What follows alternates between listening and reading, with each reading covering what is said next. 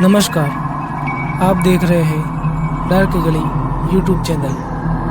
आज की कहानी में आगे बढ़ने से पहले खौफनाक और डरावनी कहानियाँ सुनने के लिए चैनल को अभी सब्सक्राइब करें।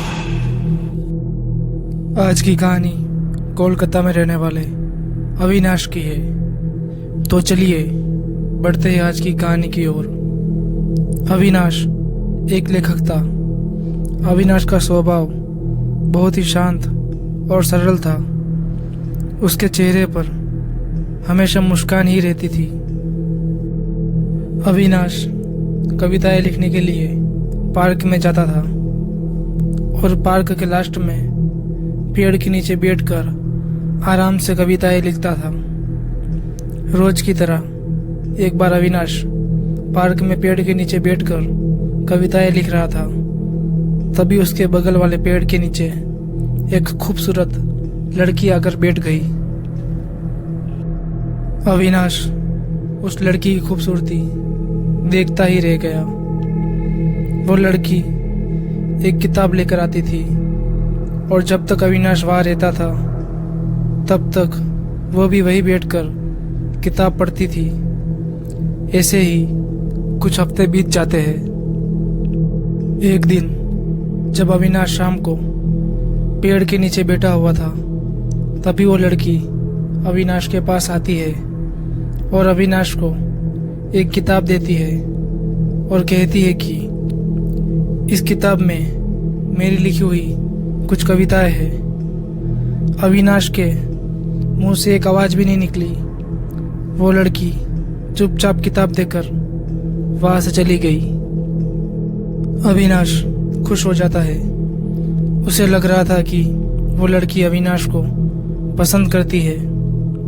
अविनाश अपने घर आ जाता है। जब वो किताब लेकर घर में आता है तभी से घर का माहौल उसको कुछ अजीब लगने लगता है। अविनाश ने अपना सारा काम खत्म किया और रात को किताब पढ़ने लगा। किताब में काफी अजीब और भूतिया कविताएं थी जो अविनाश को बिल्कुल भी समझ नहीं आ रही थी। किताब पढ़कर वो अपने पलंग पर सोने चला गया। अविनाश गहरी नींद में था। तभी किचन में से उसे किसी की आवाज आती है। उसको लगता है कि घर में कोई चोर घुस गया होगा। वो घबराते हुए किचन में जाता है। तब किचन का हाल देखकर अविनाश का कलेजा फट जाता है। पूरे किचन में खून फैला हुआ था और एक चुड़ैल जिसने काले कपड़े पहने थे और उसका मुंह भी पूरी तरह से काला था जिसमें से खून टपक रहा था, वो एक जिंदा मुर्गा खा रही थी। वो चुड़ैल अविनाश को देखते ही उसके पास भाग के आती है। तभी अविनाश अपनी आंखें बंद करके जोर से चिल्लाता है और फिर से आंखें खोलता है तो किचन पूरी तरह से ठीक था। वहां पर उसके अलावा कोई भी नहीं था। अविनाश को लगता है कि वो सब उसका वहम होगा। वो अपने बेड पर जाकर सो जाता है। सोते ही उसको पूरे घर में किसी लड़की की रोने की आवाज आने लगती है।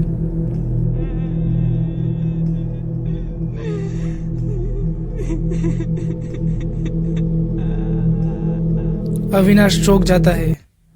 उसका दिल डर से बैठा जा रहा था। वो उठता है और आवाज का पीछा करने लगता है और पीछा करते हुए वो उस किताब के पास पहुंच जाता है। वो रोने की आवाज उस किताब के अंदर से आ रही थी। अविनाश डरते हुए उस किताब को उठाता है। तभी रोने की आवाज बंद हो जाती है। अविनाश किताब को खोलता है और अचानक उस किताब में से खून टपकने लगता है और साथ ही अविनाश की आंखों में से भी खून निकलने लगता है। अविनाश दर्द के मारे चिल्लाने लगता है और नीचे गिर जाता है। तभी वही चुड़ैल जिसको अविनाश ने पहले देखा था वो आकर अविनाश को पीछे से पकड़ लेती है और अविनाश का सिर जोरों से दबाने लगती है। तभी अविनाश का सिर फट जाता है और उसका भेजा बाहर आ जाता है। वो चुड़ैल उसका भेजा उठाकर खाने लगती है और उसके बाद वो चुड़ैल फिर से किताब में चली जाती है और वो किताब गायब हो जाती है। तो दोस्तों, आज की कहानी में बस इतना ही। अगर ये कहानी आपको अच्छी लगी हो तो वीडियो को लाइक करें और चैनल को सब्सक्राइब करें।